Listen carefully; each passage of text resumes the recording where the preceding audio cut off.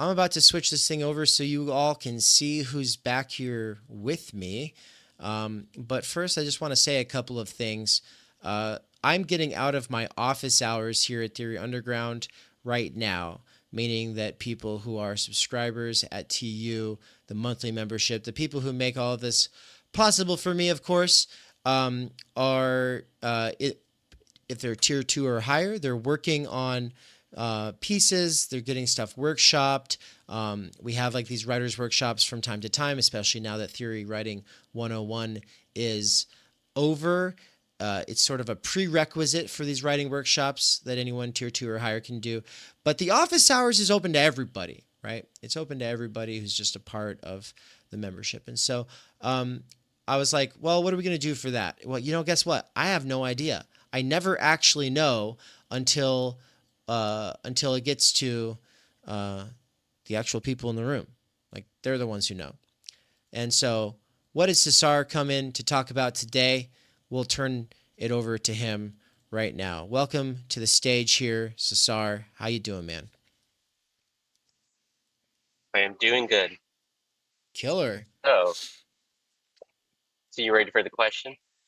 Yeah, so it's a question about TUCON, but then it's a question that becomes. I'll say a couple of things about it before I let you sort of clarify about it. So for everybody who's joining right now, Theory Underground is doing a conference in October from the 24th through the 27th. It's in Boise, Idaho. Cesar will be here. Matthew Stanley from Sansara Dialectics will be here.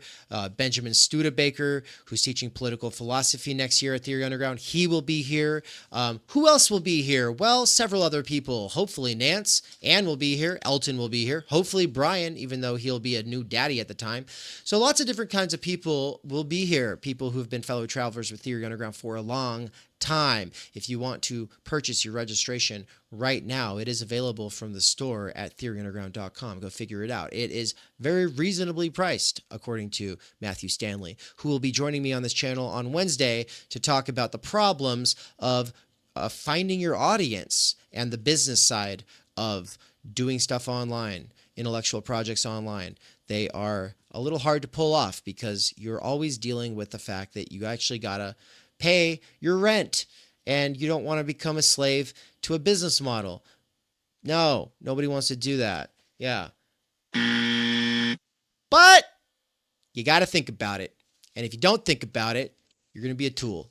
And so Matthew Stanley and I will get into that then. And like I said, he's going to be there at TUCon. So that I'll use that as my sort of springboard here.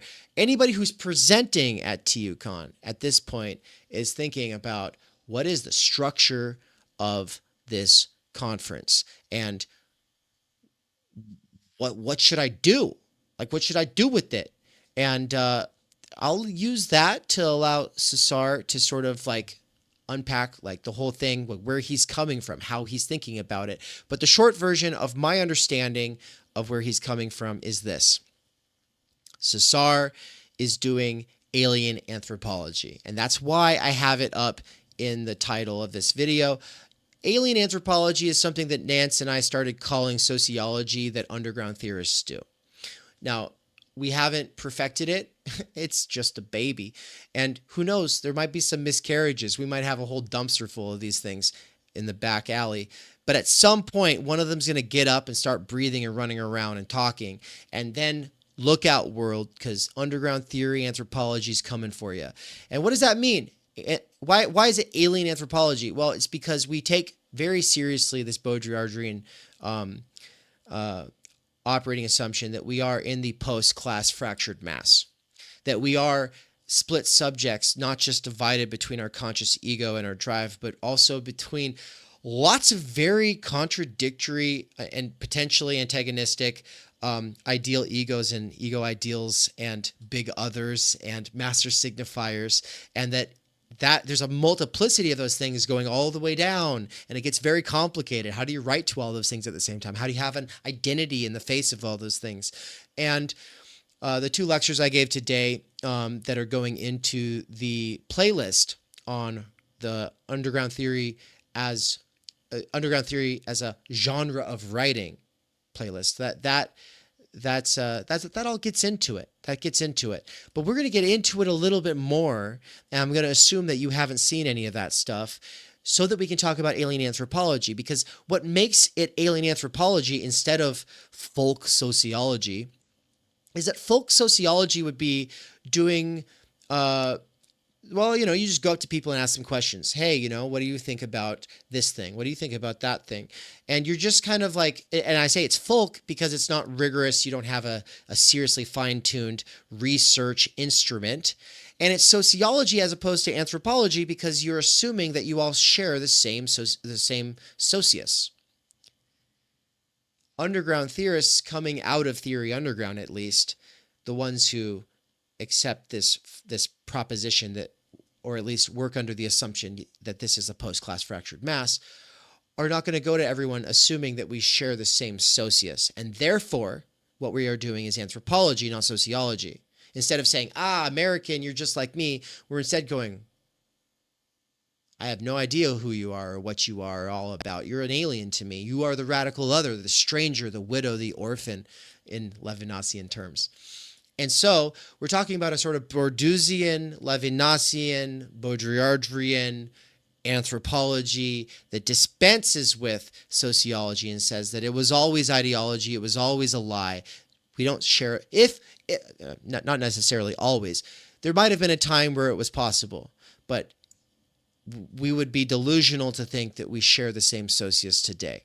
Okay, so that's basically how I think about alien anthropology. It's something that's come up on the channel several times before, but I've never named a video that. And so anybody searching the concept, looking for an explanation, you got it. That's what it is. And the reason that I wanted to title this video that and actually use this as a jumping off point to have that conversation is because what Cesar is doing and what Mandy is doing as two exemplars of this alien anthropology thing. Sorry, I missaid that. What they're both doing is a great example of alien anthropology. Mandy's been going to people at a factory and asking them questions about time energy and their own time and energy and how they feel about politics and all this kind of stuff. And she's been doing that for the last 2 months, all on her own. I didn't encourage her to do it. I never talked to her about it. She just started sending me stuff about it. And I was truly delighted because I said in Waypoint, there's all kinds of sociological research that needs to be done. When I said that, and I still thought sociology was possible, what Mandy's doing is very much what I had in mind, right? We actually have to go to the people. We actually have to have conversations with people about their lives and about their politics and about their burnout and about their disaffection and about what they think is possible and about how having time energy would change their lives. So props to Mandy. Because I've never mentioned that on channel before. I don't think I've told anybody. I've never said that that's happening before, but that is happening. And Mandy is an absolute fucking icon.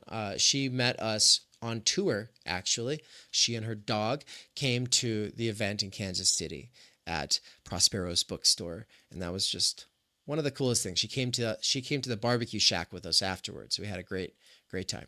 Okay, Cesar is working on something related specifically to the question of doing underground theory. So it's a great example of form meeting content. And then we'll bring it all back around to talking about TUCON structure. But first, I'm going to give Cesar the floor while I go get some water and I listen. All right?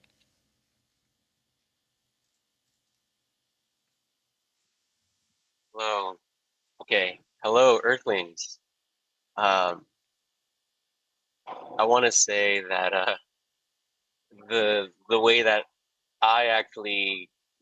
I came about with this alien anthropology term was me and Nance were talking, and at the dinner table, one of his children observes that Nance is doing a lot of thinking and a lot of theorizing, and probably has these conversations at the dinner table. But the kid said something like, Nance, or Dad, you're kind of like an alien, and you're doing alien anthropology. You've come down from space, and you're you're just probing questions about all these different humans. So in our definition of alien anthropology, we're the ones who are the aliens, and um, we're trying to see, what are these humans? What are they doing? Are they seem to be maybe like split subjects? They seem to be some kind of others with a metaphysical side. Um, Maybe Baudrillard would say they seem to be like objects. They're no longer subjects anymore; they're objects. So we're the aliens coming down and looking at all these humans and thinking, okay, what is the human? And that's our alien anthropology. And so I guess related to what I'm doing as part of this first Theory Underground conference is I'm doing a project that's um, doing an examination of different people who have uploaded YouTube videos or been on Zoom calls and talking about theory, and seeing kind of doing a vibe check with a few different people and seeing what do you think about this thing that is called online theory, and that we're doing in an underground sense of we are not attached to an academy. A lot of us aren't. Um, and we are not getting paid necessarily to do these things. We're choosing to do these things on our free time. And so, what does it look like? What have been people's experiences of finding each other online, possibly doing collaborations? What have been the frictions that have taken place? And what do we see as kind of like what's emerging and the possibilities of what can keep emerging? So I'm asking all these questions and I'm doing interviews with people. And so I started asking Dave, okay, my project is less a written essay project in the way that I think a lot of other people will be doing it. And so I've been thinking of the possibility of doing some kind of presentation that plays clips of these interviews at the conference. We wouldn't want to do all of everyone's interviews because they're about an hour long and it's about a dozen people. So at a later time, it would be nice to have these interviews available for everyone, um, at least the subscribers, to see more in depth what people had to say. But I want to distill it down into a workable presentation, and eventually distill it down again for something in a written format. But first, the presentation, that's kind of my main concern. And so I was asking Dave, what can we kind of play around with in terms of presentation at the conference? What do we know is already kind of available to us? How does Dave maybe want to keep the limitations set in certain places? All these little factors. So I think it could help people know how to really format the presentation to be as on the same page as possible, so that we all kind of come with some shared expectations. That's such a good series of questions. And also, Oh, yes. I think you're muted. Oh, yeah. Let me fix that. It's Okay. the audience heard me, but you didn't hear me because I forgot I was muted on Zoom. So, great questions. Alien anthropology. I got it backwards.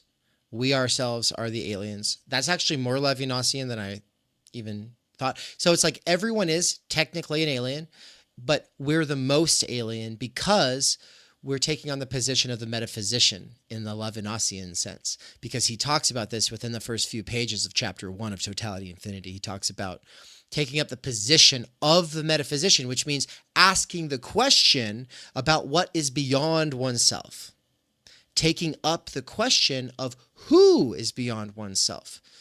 And insofar as you're doing that, you're the metaphysician. Most people are just doing ontology in a sort of sense. What he would call ontology is just going around saying this is that, and that's that, and this is how things work. But it becomes metaphysics at the point that you say, but what's beyond me? Because all of this categorizing is just part of subsuming the other into the same.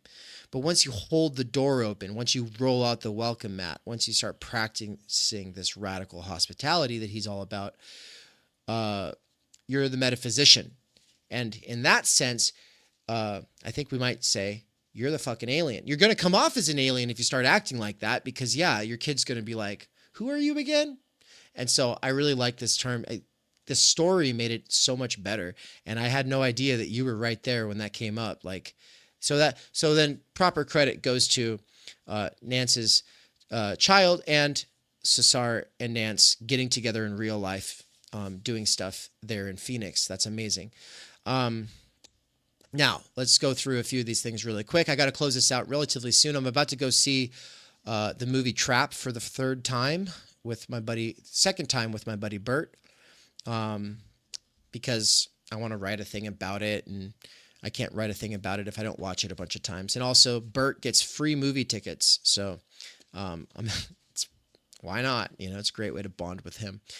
It'll be his second time seeing it, my third time seeing it. And if you haven't seen it yet, go watch it as soon as possible because I'll stop holding back on spoilers after this week. Okay. It's one of those ones where it's like, I think you benefit from not seeing the trailer, not reading the description, not looking at the ratings. Just go into it blind. And the main reason is because I want to hear your sort of untarnished, reflection. But for people who did see the trailer, I'll want to see how that actually helped change your expectations going in, and therefore your experience, et cetera, et cetera, et cetera. I care more about this than I ever have because I'm so deliberately writing a piece about it. But with that said, I'm about to go see Trap. We're going to focus on this for a little bit. Jordan is in the back room. He might come up with some extra questions because he's at work listening right now, and he's thinking about presenting at TUCON. I don't mean that he's thinking about maybe presenting. He is presenting. He's just thinking about these kinds of questions that Cesar is advancing. So I think that the idea of playing some clips is a really good one. Depending on how far you want to go, we could have a movie showing. You could put together a 50-minute thing and we could turn the lights off and have the projector up and we all just sit back and listen. And so I kind of want to set that up as one extreme. You reading and talking and just interfacing with the audience and then sitting there and doing some stuff. Like that could be a nice sort of happy medium because it could be something that helps you in the development of some kind of polished, finished piece. But I'm actually thinking, like, this has unlocked for me several ideas, Cesar, because it's also, I think, what John should be thinking about, and I'll send this to him. John should be thinking about it as well because he's the one who's the director of the Theory Underground documentary. Well, the Theory Underground documentary could benefit from some of the clips that you're gathering. And you could also benefit from some of the clips that we have for the documentary. And ultimately, there could be two documentaries, right? There could be two documentaries. There could be a variety of them that come out of this. And I know you were talking about the possibility of having a whole archive, whether it be public or not, where people can go and watch these things in full. That was something I've been thinking about wanting to do with my own alien anthropology, because I've been thinking like, okay, yeah, I want to do this. Now, I don't always have an hour to talk to everybody though. Sometimes I only have 3 minutes. And so what I was thinking about is like developing a research instrument that it works at different levels, zoomed in or zoomed out on a human subject. So we zoom out, meaning like 3-hour conversation. No, that'd be zoom in. You zoom in, 3-hour conversation. You zoom out. Hey, I've only got 3 minutes to ask you some questions. Or like, hey, do you have 3 minutes to answer some questions? So like those are people that you could like talk to at Costco or Winco or whatever, anything that ends in O. You just go there and you pose the question, and it for somehow, because it is zoomed out and because it is a lot more randomized and because it is people who are really busy and because those people aren't necessarily part of the situation, it can give you some like really cool insight and something fun to play off of in like a book that you're writing on the topic later. Like the whole thing is like everything everyone does for TUCON should be something that could build into some other kind of a project later. You should always assume it might end up as a documentary or as a book or as a dissertation or as a YouTube channel or a podcast project or something. Everyone should always be like, how is this one thing I'm doing right now possibly going to help me in something else, right? So it's not just the one thing. That way you can put more passion into it because it's like an investment in like other things that you're also working on. That's just my approach there. But for now, I kind of wanted to say, like, look, you could do a standard 20-minute presentation where you do just read off some quotes and you talk about it. I would want to make this something a little bit more like, since it's about us, I think everyone's going to be like there for it. It's not just like a short presentation of you talking about a thing that you've been researching that you are going to continue to develop for one of the anthologies. It's a bit more expansive because it actually it's getting to the thing that everyone's most interested in, which is what are we doing and how are we doing it. And I was going to say, like, there's also like this possibility of doing short interviews with people at TUCON, right? And you could even come up with like a bit longer of a questionnaire that you have people fill the first part out of there. Just say, hey, everyone, can you just take 3 minutes to fill out this questionnaire before I get going with my presentation? Or, you know, and that way, while you're setting up, everyone just gave you some extra data. And then later you send them a follow-up because they gave you their email when they filled that out. And then you give them a follow-up so they can go in more in depth if they want to. But this kind of like having a research instrument that is able to zoom in and out and then potentially follow up with people. I think that this is it's something for us all as alien anthropologists to be thinking about, because sometimes you really do want to spend 3 hours with a person. Sometimes you only really have or want to spend 3 minutes with a person. And so that's the main things I wanted to touch on. So what does that do for you, Cesar? Does that help? Yeah, so maybe a couple of things came to my mind. First is I've been to only one other kind of like academic conference before.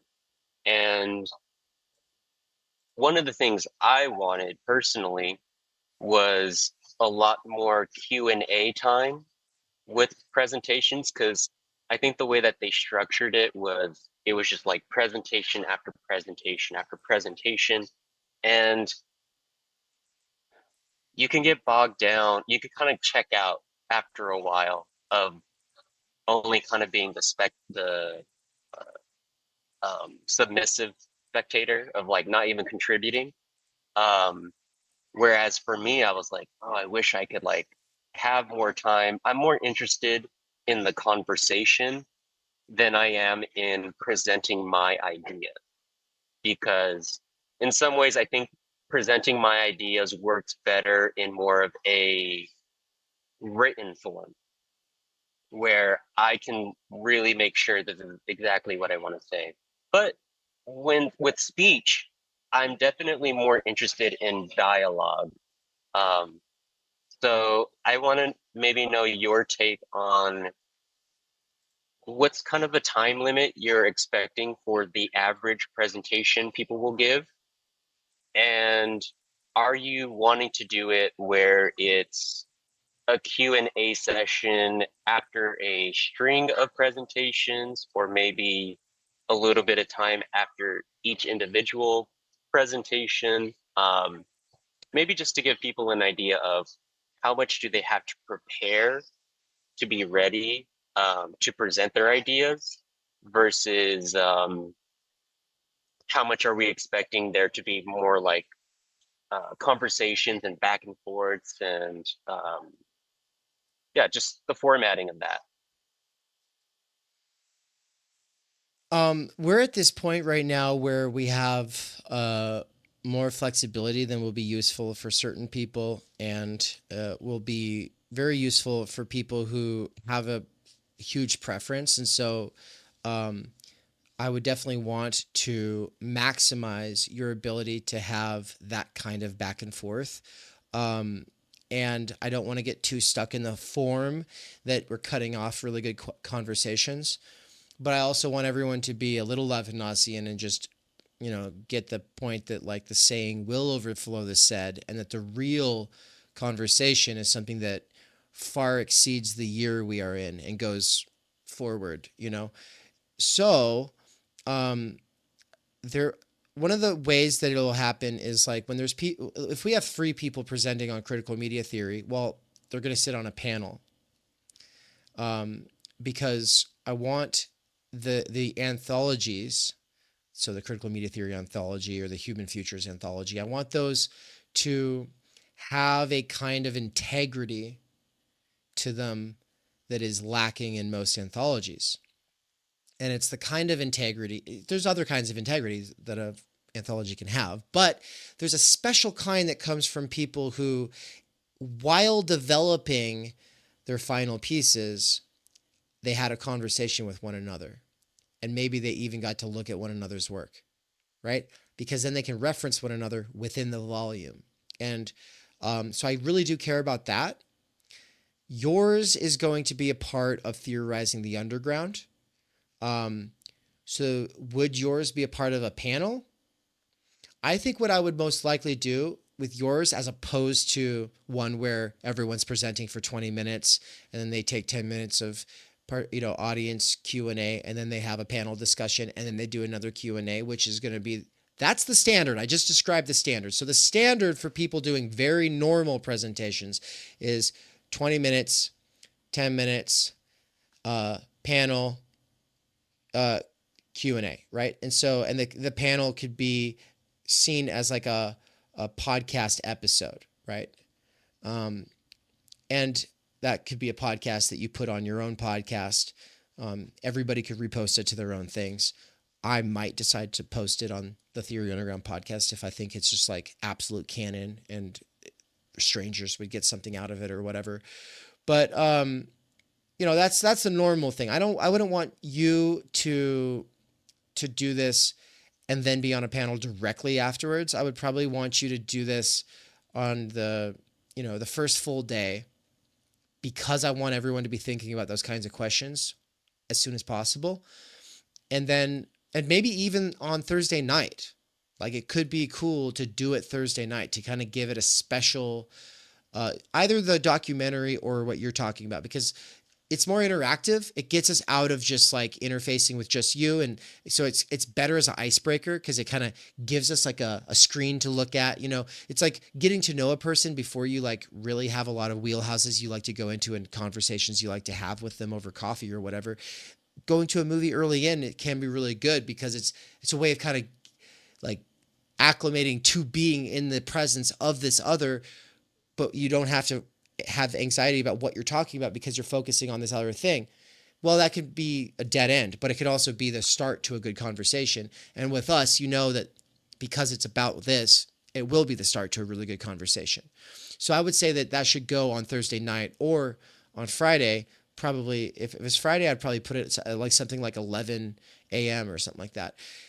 And so then I would have you on a panel with other people who are going to be in the Theorizing the Underground volume the following day or the day after, right? Like that panel should probably be the other bookend to the whole conference. So we're talking like 10 a.m. Sunday, right? It would be the panel for Theorizing the Underground. And that's when Daniel Garner will be able to make an appearance. He'll be busy the whole weekend, sadly, but he'll be able to be there for that part. And so having Daniel as a participant in the room, projected onto the wall, of course, will be a lot of fun, because it's Daniel, and so he'll inject a whole something new into it. But it'll be an opportunity for us also to tell Daniel about some of the really cool stuff that we're thinking about and that we've come up with as a result of the conference. And then, so basically I'm thinking like what you're doing is so important. I would want it to be towards the front end and at the same time, part of the quilting procedure. We quilt the whole conference by bringing it back to what are we doing? Not just what, but how do we do it? Because the question of method, I take to be the number one thing that separates us from everyone else. Because it's like the question of method is like a huge responsibility here. We're not just having fun. We hope to have fun, but we also want to develop ourselves over the next 5 to 10 years into people whose work is able to make some kind of a profound impact on the future. And that's just not going to happen if we don't have that sort of conversation about our methodology. And the question of alien anthropology methodology is one that I hope to have some sociologists and anthropologists and such on the channel here in the near future. Cesar, I might even bring you on, you and Mandy, for conversations with some of them, because like just us asking them questions about like what makes a good questionnaire. Like a good questionnaire, if it's good enough, you can call it a research instrument. Like you can't just put 3 questions together and call it like, you don't raise it to the dignity of a research instrument just because there's questions on it. But in the discipline of sociology, if it's a very calculated and very, if you've done a good job with the instrument, then the data you gather, those long uncut interviews that go in the archive, those will have an immeasurable value to people 100 years from now, to 200 years from now, for 1,000 years from now. And so it's like the better the instrument, the better the value of the, or the staying power of the results.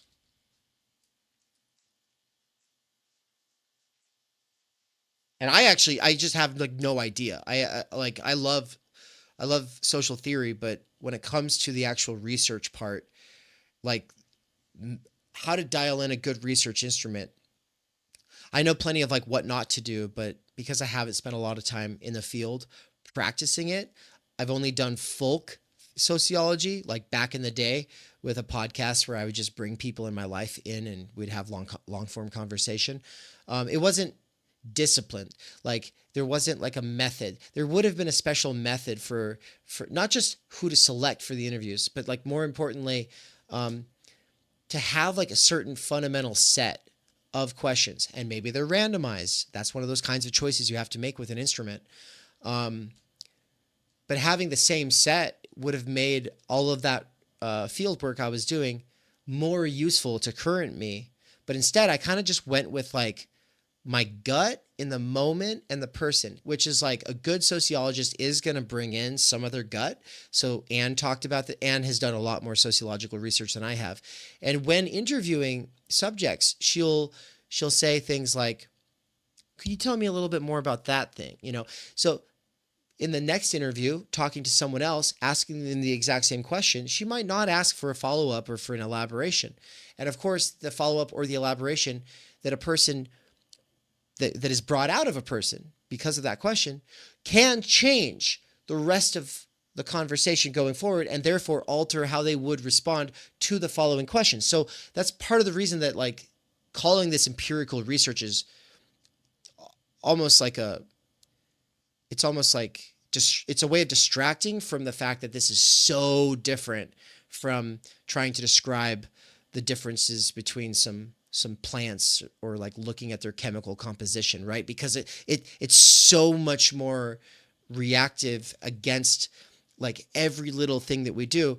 So all we can do is kind of know that that's the case and kind of pay attention to how those things might be influencing things. But what I just elaborated on, everything I just said is just me saying, I actually don't know what makes a good research instrument. All I know is like, it's complicated as fuck. And so I really want to get some clarity over the next couple months by bringing on some people who really are experts when it comes to these kinds of things. Yeah, I should say I'm not treating this as something so, perhaps we could say, clinical. I just had, I was like, okay, I'm going to write down a bunch of questions that come to my mind. And so I started asking people these questions. Uh, my first interview was Rudy. Um, Rudy, come back. We need you. and and so after that interview, already I was like, you know what? This question, it's a bit redundant. Like, I'm just asking the same thing. I'm gonna change it. So even up to like the last interview I did, um, I've been changing my methodology on the fly, but I'm not concerned about it because ultimately I'm not trying to present some very hard narrative of I did my methodology correctly in Mm. terms of like Mm-hmm. keeping it set in stone. I'm almost treating this more like storytelling, where I'm asking these same questions, but people are telling me so many different things, and I might even just do improvised follow-up questions depending on what they say. Um, and also, here's a big thing that's going to make this different from research is that the way I'm going to present all this information is essentially giving finding what are like the key notes that I'm gathering from everyone's interviews and saying, okay, this is thesis one of what a lot of people are saying, thesis two, maybe of how a lot of people are differing from each other in their answers, et cetera, et cetera. Of all these things that I'm finding, me as the interpreter. And in the end, I'm kind of going to give my own summary of what I think all these different answers are revealing. Mm. So I'm not impartial to the actual um the actual answers. I'm gonna be picking the answers that like I think work with each other, and I like that. being open to putting my spin on things. I It's like I want to clarify. I just want to clarify. I am not. I hope that nothing I said gave people the impression that I thought that good underground theory, alien anthropology would mean that we're trying as hard as possible to be objective or anything like that. It's just about like paying attention to when you are making all of these choices that you just described. Like you are paying attention to those, and then of course when you write it in a way that's transparent about those kinds of choices that you have made, so that people know that you are intellectually honest and you're not just saying, here's a situation, I talked to everyone and this is how it, what you just said is all the things that I would hope to hear. And so it's like, no, you're you're just saying you're not going to obsess over the instrument and it's not going to be the same instrument in every case. We could also say that there's an instrument before the instrument. It's like this, you've got your own like hunch, and you're working it out, and that's, and no, it doesn't have to be like Foucauldian archival data collecting or whatever. I definitely don't think that. So, but of course, people could do that too, and that would also potentially be valuable. But no, I think what you're doing is going to be more interesting because you're not leaving yourself out of it. yeah, I'm influencing this project, and I'm well aware that I'm doing it.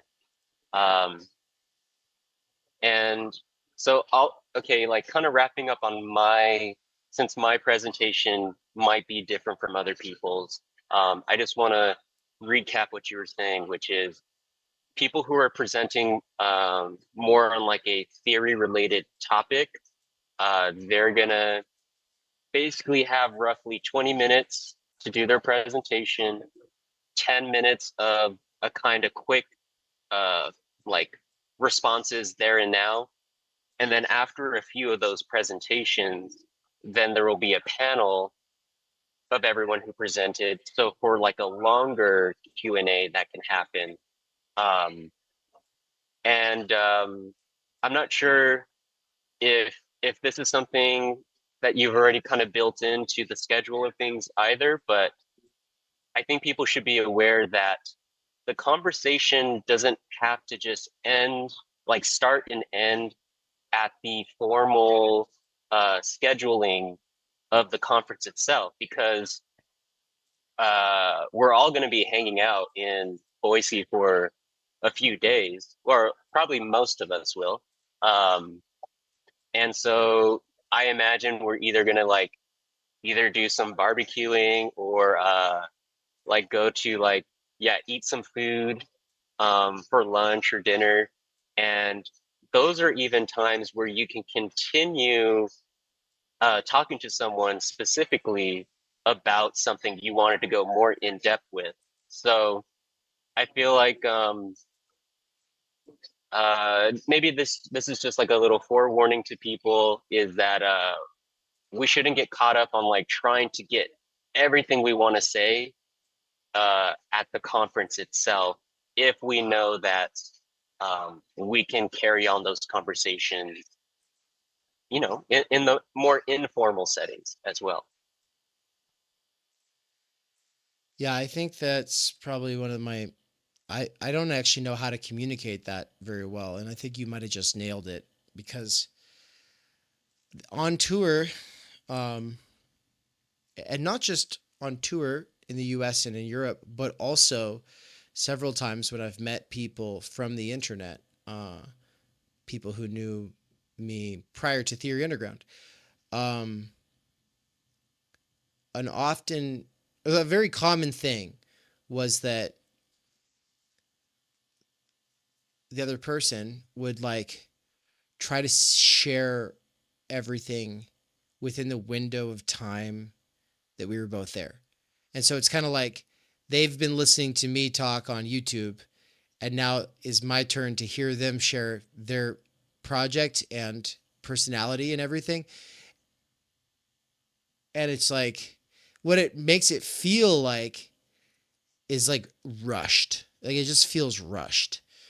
And and to me the most awkward part of it is that if Anne is with me, they never look at her. Like they're just talking at me as quickly as possible. And it's like very Well, autistic. And I'm like, and okay, guys. also the yeah, Yeah. and also the thing is that so many times that can happen, and we have to realize there's other people in the room who also want their chance to speak. And so if you do feel like you really want to go in depth with something, um, yeah, I would say just catch the person like on the off time, because I am kind of thinking of this now in more of like music scene terms of there's the actual show itself of like doors open, and then you know final act, and it's not like you're trying to bother the band members while they're like you know waiting to perform and stuff.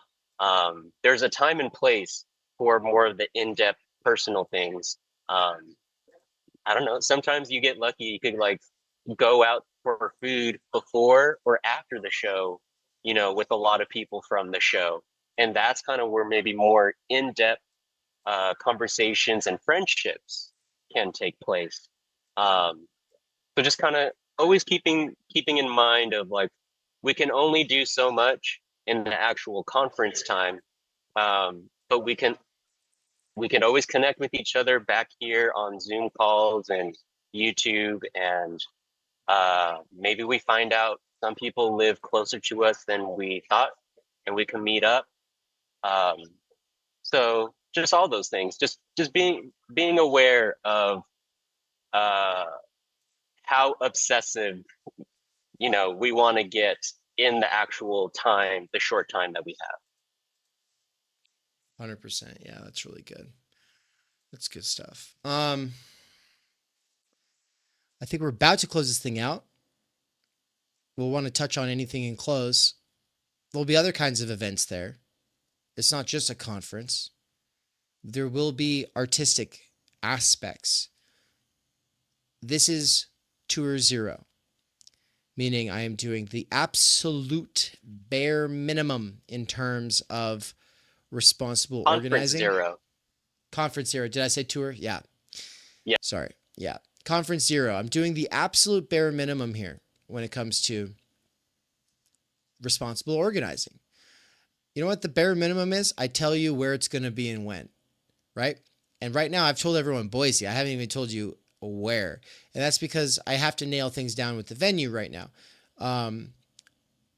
It could be in my fucking house. I don't care. It's in Boise. That's all you need to know. Airbnb, hotel, camping, figure it out. That's all on you. And that's because I'm just overwhelmed and I'm letting myself get a sort of foothold for like, oh, how does the conference side of things fit into all of the other stuff that I'm doing? And so having it be like bare minimum effort on my part is actually just part of how I can build on it more deliberately over time. That's what we did with the US tour. It's what we did with the European tour. It gives us like a good like sense for how many people will show up with minimum effort. And then, okay, well, how much do we want to grow from that? We don't want to be like the Hegelian e-girl council. We don't want to be like that. They throw a big old party in New York City or Toronto or whatever. Tons of people showed up and there were people getting all pissed off and leaving, other people having fun, but all they did was drink. So it's because there was too many people and look, parties are great. What we're trying to do though is something that sets us up to be able to kind of like have like this sort of calculated slow growth effect. It's the opposite in the sense that it's slow grow. Word of mouth. Everything at Theory Underground is word of mouth and slow growth. Not because I don't want to be big. We have to be big for Ann and Mikey to be able to do this full time, much less anyone else. And so, yeah, bigness is great, but quick bigness is terrible. And I think probably a lot of the people involved with the Hegelian e-girl council are experiencing firsthand how blowing up really big, really fast is actually like, it brings a lot of problems with it. And my heart goes out to them in that sense. And so props to them, though, for making something happen. It's great to get out there and actually organize. So with that, I'm going to close this thing out.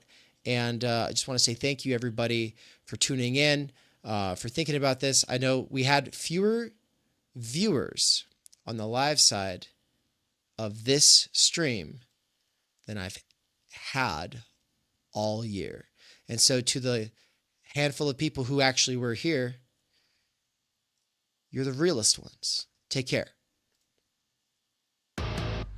We cannot do direct revolution, but the only way to lay the foundation for it is to do what you are doing to move the underground. It's a theoretically correct title.